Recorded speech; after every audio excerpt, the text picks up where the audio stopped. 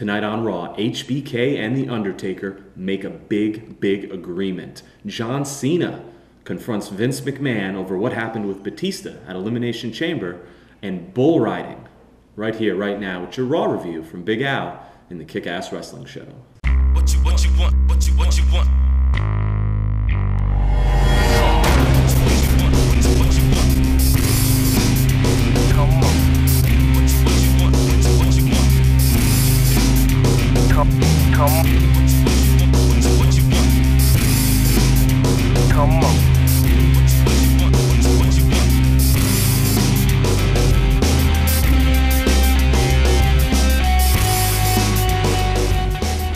Ladies and gentlemen, this is your Raw review. Elimination Chamber is over, and this Raw had a lot to do with the hype, the build-up for WrestleMania, the biggest event for the WWE, for all of wrestling, for the entire year. So how did they do? How did the WWE stack up? Let's find out. The first thing we want to talk about is probably the biggest news, and that is an agreement has been reached between Shawn Michaels and The Undertaker about what will happen at WrestleMania. HBK is going to get his match. He's going to get another chance to end The Undertaker's streak. But in exchange for that, he has to put his career on the line. So if HBK loses, he must retire from wrestling. It's either that or end the streak. So a big agreement. Lots on the line at WrestleMania. That's going to be the big one. That's going to be the match, I think, that people are ordering WrestleMania for. That's what I'm hearing on my Twitter. That's what most people are talking about. That match is going to sell. Is HBK going to retire? Is this it? Is he ready to go? Or is The Undertaker's streak going to come to an end? Both of these guys are older, so we don't really know which way this is going to go. So if someone tells you, they know HBK is going to retire, or that they know the Undertaker streak is coming to an end, they're lying. We don't know what's going to happen here. I'm very happy about this match. They had a good confrontation. Undertaker looked a little strange. Maybe he's still a little freaked out about getting burnt yesterday. But it was great. It was hype. They were, great stare down, good on the mic, very intense. These guys have good chemistry together. They've obviously worked together a lot. And I think we're going to see a great match at WrestleMania, again, that's going to sell itself. So this was a great segment, and I enjoyed that part of Raw. John Cena coming out, and he wants to know, basically, what's the deal with Batista just taking his title. Because as you guys know, if you read about or watched Elimination Chamber, Cena won his chamber match, but then had to defend against Batista immediately after the match, which really makes no sense. You're taking all the credibility away from your title. You're taking all the credibility away from your matches. Because if the boss can just come out and say, you have to defend that title anywhere, anytime, any place I say, well, the title's not really valuable. The boss can put it on whoever they want. In addition to that, you just had this huge match for the title, and you decided, we're just going to hand it to Batista, so the match didn't really mean anything. That was the poor booking that they did yesterday. Today, they sort of tried to cover it up. Vince McMahon came out and he said that he reached an agreement with Batista previously, that if Batista helped him with Bret Hart, he would get a title match anywhere, any place that he wanted. Whatever. Okay, at least they offered us an excuse or a reason, because they don't usually. It's just done. So at least Vince McMahon tried to come up with a reason that he just handed Batista the belt.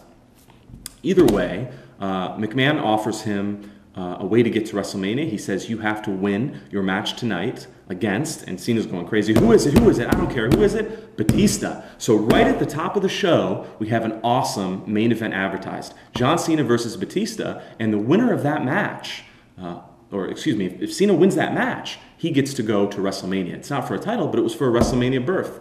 Awesome, right? John Cena, Batista, we're going to see it. It's the main event. Everyone's waiting in. Everyone's watching. And then no main event. Batista comes out to wrestle John Cena at the end, and he low-blowed him immediately. The ref stopped the match.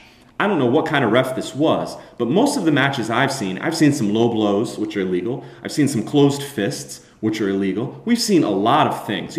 Eye rakes are illegal. A thumb to the eye is illegal. That's not stopping any matches. So I don't know why they stopped this match for a low blow. You don't see that very much. I can't recall seeing it. If it's been done before, it's been done very rarely. So that was stupid to begin with. You ruined the whole main event that you set your card around. Raw tonight was Cena, Batista, and then they don't have the match. This is how you lose fans. This is how you lose your fans. You tell them I'm going to show you something, and then you blow it off. oh, well, you know, the excuse might be they had to have this angle, they're building up for WrestleMania. That's fine. We could have had that angle at the beginning of the show. Batista could have came out at the beginning of the show. you know, it's almost silly and pointless to go rambling on and on about this because the storylines and the bookings are so nonsensical. They're so stupid. They're so random.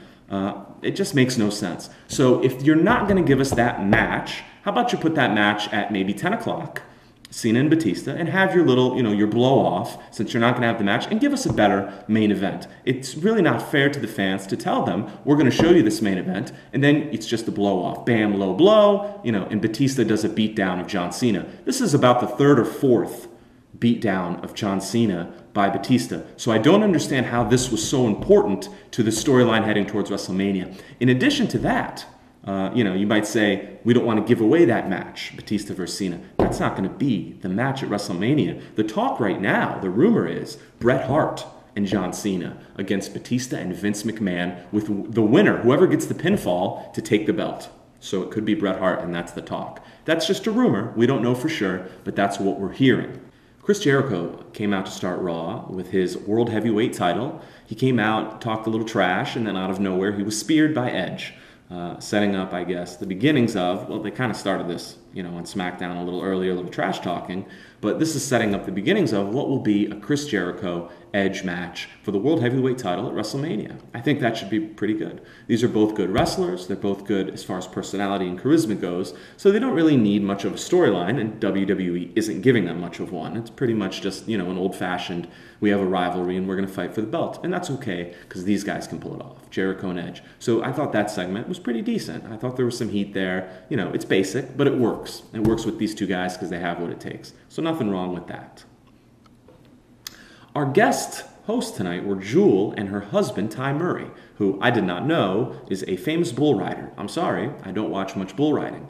However, they had a segment that I thought was absolutely crap, and it was called Diva Bull Riding. So the Divas came out, and they were just riding the bull, the mechanical bull, and then the Big Show came out with Miz, and they're funny. Look, Miz is a funny guy, and did I say that?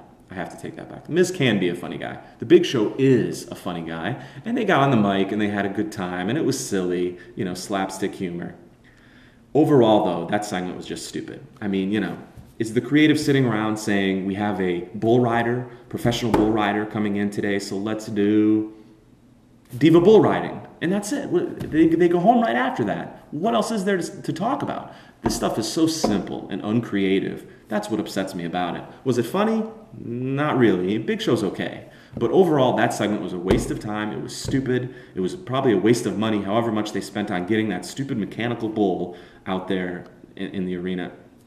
Waste of time, waste of energy. That segment was absolutely dumb, unlike the Springer segment, which I thought, although it was dumb, it was kind of funny and it had some renewing qualities. This was just trash. The last thing that I want to talk about tonight is legacy. What are they doing with Randy Orton? Is he a good guy? Is he a face? Because I can't really tell. And it seems like the WWE is not, they're not really sure themselves. It seems like he should be the good guy. He came out with Cody Rhodes and Ted DiBiase for a 6-man tag match. Randy Orton got in there, took care of business, and then out of nowhere, he DDT'd Cody Rhodes. And then out of nowhere, he RKO'd Ted DiBiase. Got a decent little pop for it. But again, you know, was this the climax to the whole legacy thing? What are they doing here with Randy Orton? Because if you want to turn him face, there's other ways to do that. You need to have legacy jump him. You need to have legacy clearly give him a beat down. You kind of have to make the lines really distinct so the fans, not they know who they're cheering for, but you know, they want to cheer for Randy Orton. And right now, they're not sure if he's a heel or a face. That's because the booking is so all over the place. So if you're not sure, guys, if you should be cheering or booing Randy Orton, I don't think WWE creative knows either. Tonight's Raw. There were a lot of things that I liked, and there were probably more things that I didn't like. As far as good things, the HBK and Taker feud is phenomenal. And I think the Edge-Jericho feud has a lot of potential. I like both of them, but there were some things I didn't like. The bull riding was stupid. I hated the main event, or I shouldn't even call it the main event. The booked main event, or, you know, the match that they advertised and didn't deliver. I get the whole Batista's coming out, and, you know, he's not afraid of Cena, so he hurt him on purpose. If Batista wanted to hurt Cena, he had him down in the ring last night at Elimination Chamber. He could have ended his career, you know, just pound him with the chair then. I guess he just wants to drag it out. No, it makes no sense. I give tonight's WWE Raw a D+. Thanks for joining us, for the Raw review.